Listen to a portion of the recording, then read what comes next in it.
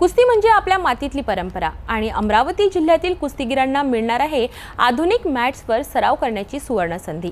तब्बल 1 कोटी रुपये किमतींच्या कुस्ती मॅट्सचे लोकार्पण होणार आहे आपल्या जिल्ह्यात पालकमंत्री चंद्रशेखर बावनकुळे यांच्या हस्ते। हा ऐतिहासिक सोहळा 10 ऑगस्ट रोजी पार पडणार आहे।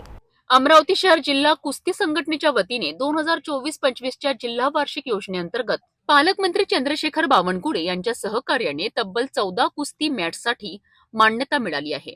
या मॅट्सची एकूण किंमत 1 कोटी रुपये असून या माध्यमातून जिल्ह्यातील कुस्तीगीरांचा दर्जा उंचावण्यास मोठी मदत होणार आहे। हा लोकार्पण सोहळा 10 ऑगस्ट रोजी सकाळी 10 वाजता अमरावती जिल्हा स्टेडियमच्या बॅडमिंटन हॉलमध्ये होणार आहे। या 14 मॅट्स 14 शाळा व महाविद्यालयांना देण्यात येणार आहे। पत्रकार परिषदेत या संदर्भात माहिती देण्यात आली आहे। श्री हनुमान व्यायाम प्रसारक मंडळ अमरावती कुस्ती संघटना आणि अमरावती डिस्ट्रिक्ट कुस्ती संघटना यांच्या प्रयत्नांनी पूर्ण अमरावती डिस्ट्रिक्टमध्ये 14 तालुके जेवढे आहेत त्याच्यामध्ये कुस्तीच्या मॅटचं वितरण करण्यात येत आहे। परंतु हे वितरण आम्ही जी ॲप्लिकेशन केली होती ती गव्हर्नमेंटला केली होती। चंद्रकांत पालकमंत्री जे आहेत अमरावती जिल्ह्याचे चंद्रशेखरजी बावनकुळे साहेब, आणि त्यांनी त्वरेने हे काम केलं आणि 10 तारखेला रविवारी जिल्हा स्टेडियमला बॅडमिंटन हॉलमध्ये याचं ते वितरण होणार आहे। ही फार मोठी गोष्ट आहे की आतापर्यंत अमरावती डिस्ट्रिक्टमध्ये आमच्याकडे मॅडम बाकी कुठल्याही तालुक्यांमध्ये अशी मॅट्स कुस्तीच्या इंटरनॅशनल लेवलच्या नव्हत्या।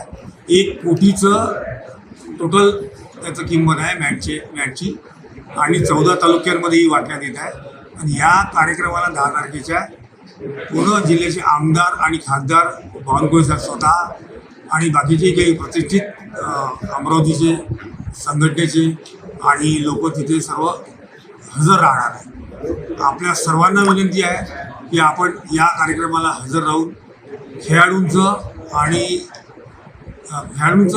उत्साह वाढवावा। आणि या निमित्ताने मी महाराष्ट्र गव्हर्नमेंट आणि बावनकुळे साहेब पालकमंत्री यांचंसुद्धा आभार मानतो आणि यापुढेही ती अशीच मदत प्रत्येक खेळांना करत राहतील ही मला आशा आहे। आधुनिक सुविधा आणि उत्कृष्ट सरावांची संधी मिळाल्यास आपल्या जिल्ह्यातूनही अनेक राज्य, राष्ट्रीय आणि आंतरराष्ट्रीय दर्जाचे कुस्तीपटू निर्माण होतील यात शंका नाही।